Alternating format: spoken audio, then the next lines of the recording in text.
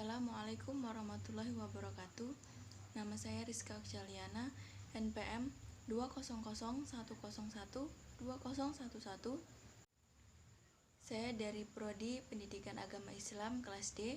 Di sini saya akan mempresentasikan tugas bahasa Indonesia yang berjudul paragraf. Yang pertama, pengertian paragraf. Menurut Dr. Jago Tarigan, paragraf adalah seperangkat kalimat tersusun logis sistematis yang merupakan satu kesatuan ekspresi pikiran yang relevan dan mendukung pikiran pokok yang tersirat dalam keseluruhan karangan. Menurut penganalisaan beberapa sumber yang memberikan keterangan tentang paragraf, maka dapat disimpulkan bahwa paragraf adalah kesatuan kalimat yang mengandung gagasan yang tersusun secara sistematis untuk menyampaikan makna kalimat. Selanjutnya, struktur paragraf. Yang pertama adalah posisi paragraf. Sebuah karangan dibangun oleh beberapa bab. Bab-bab suatu karangan yang mengandung kebulatan ide dibangun oleh beberapa anak bab. Anak bab dibangun oleh beberapa paragraf.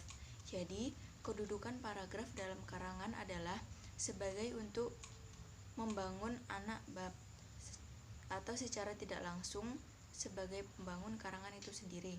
Dapat dikatakan bahwa paragraf merupakan satuan terkecil karangan, sebab di bawah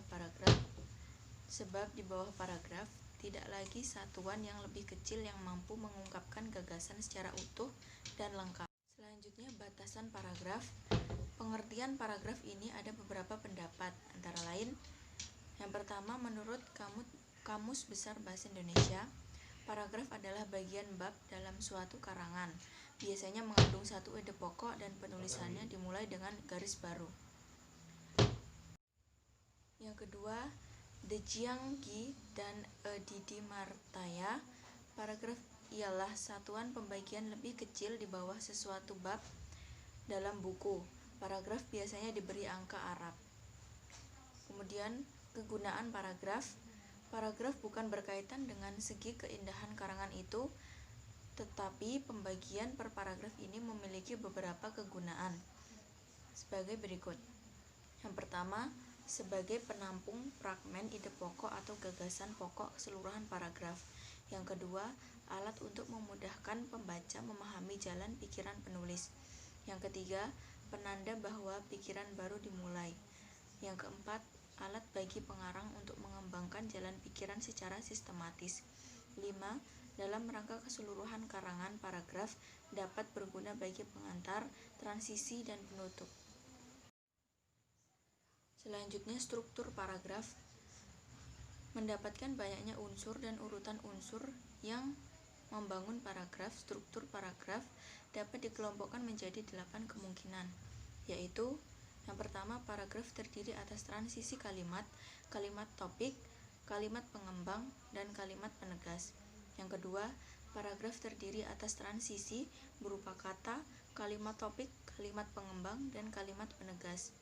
Yang ketiga, paragraf terdiri atas kalimat topik, kalimat pengembang, dan kalimat penegas. Yang keempat, paragraf terdiri atas transisi berupa kata, kalimat topik, dan kalimat pengembang. Yang kelima, paragraf terdiri atas transisi berupa kalimat, kalimat topik, kalimat pengembang. Yang keenam, paragraf terdiri atas kalimat topik dan kalimat pengembang. Yang ketujuh, paragraf terdiri atas kalimat pengembang dan kalimat topik. Selanjutnya, unsur-unsur paragraf.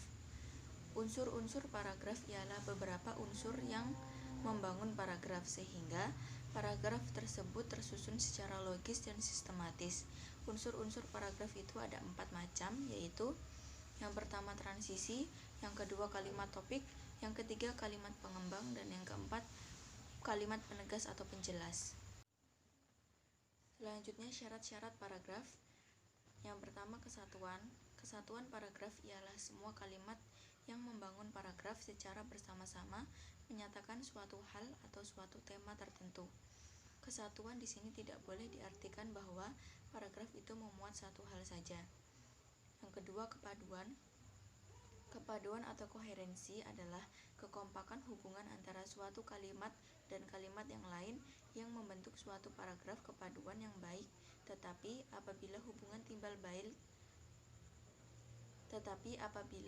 timbal balik antar kalimat yang membangun paragraf itu baik, wajar, dan mudah dipahami.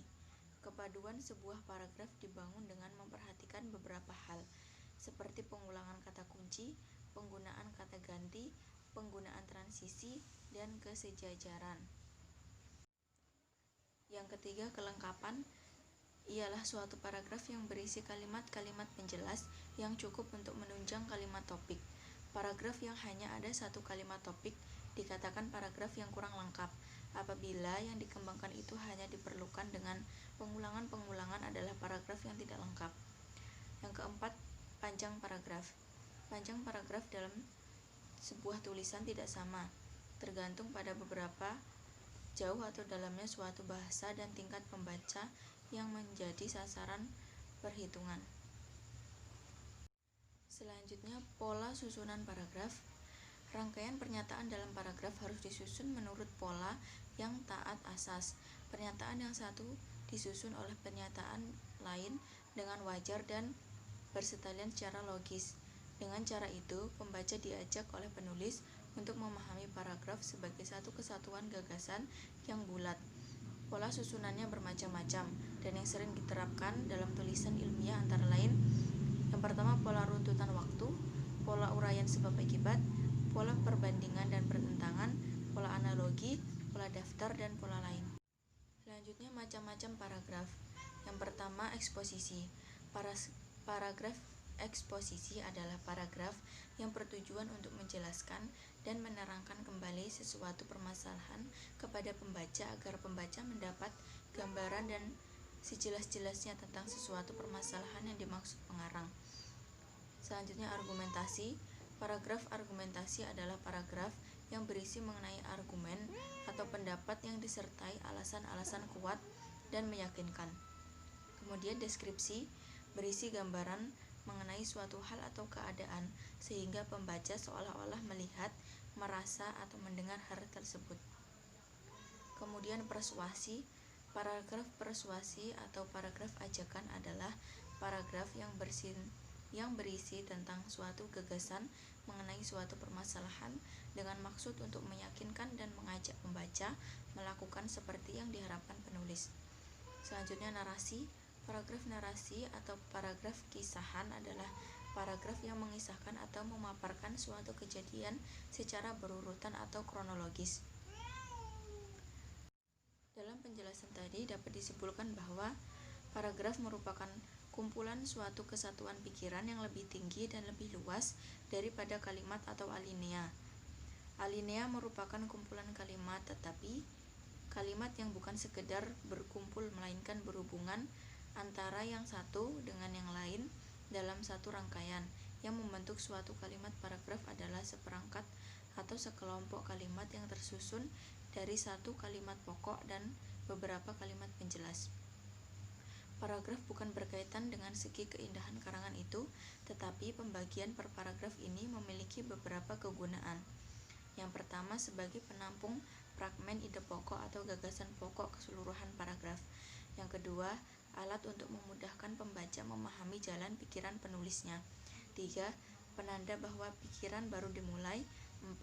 Alat bagi pengarang untuk mengembangkan jalan pikiran secara sistematis. 5.